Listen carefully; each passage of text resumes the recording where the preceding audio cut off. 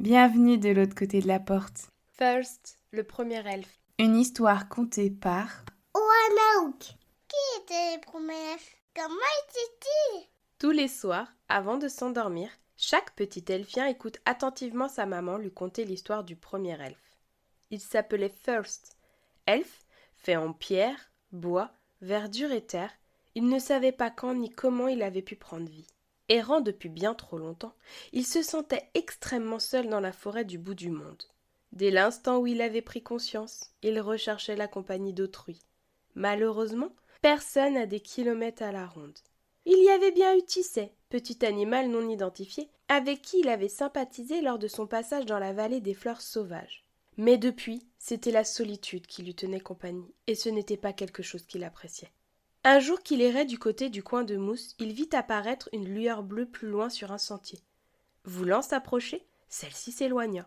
Curieux, et espérant toujours trouver un compagnon, il décida de la suivre. De plus en plus vite, de plus en plus loin, la lueur qui volait au-dessus du sol ne s'arrêtait plus. Ce n'étaient plus des pas que faisait First, mais des grandes enjambées afin de tenir le rythme. Les derniers rayons du soleil commençaient à se retirer quand cette course effrénée prit fin devant un glacier.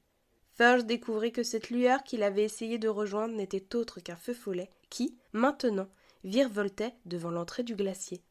En essayant de le toucher du bout de ses doigts de pierre, celui-ci s'enfuit à l'intérieur. C'en était trop pour First, il voulait un ami, alors il le suivit. Cette caverne était remplie de longs et grands blocs de glace tels des miroirs. Le feu follet s'était arrêté devant l'un d'eux. Un pas en avant, un pas en arrière. Il avançait juste la tête, il la reculait. Il s'amusait comme un petit fou devant son reflet. First remarqua alors une autre lueur verdoyante dans le miroir en face de lui. S'approchant, il constata que celle-ci émanait de son corps. Plissant les yeux, il remarqua que ce qu'il avait pris pour une simple lueur était en fait une gemme, qui était dans son corps, juste à l'endroit de son cœur. Ébahi devant la beauté de cette pierre et de cette découverte, des larmes telles des diamants roulèrent sur ses joues de pierre. Il voulut montrer sa découverte au feu follet, mais remarqua qu'il se trouvait dorénavant seul dans la grotte. Emmêlé dans ses émotions, il se laissa glisser sur le sol. Et alors que la lune rouge montait dans le ciel sombre, il restait là, assis, seul, dans le noir, avec comme unique lumière celle de son cœur. Pourquoi ne pourrait-il pas y avoir d'autres elfes? Et aussi d'autres personnes, des animaux qui peuvent aller dans le vent peut-être. Certains pourraient-ils cracher de la lumière? D'autres pourraient-ils sentir mauvais?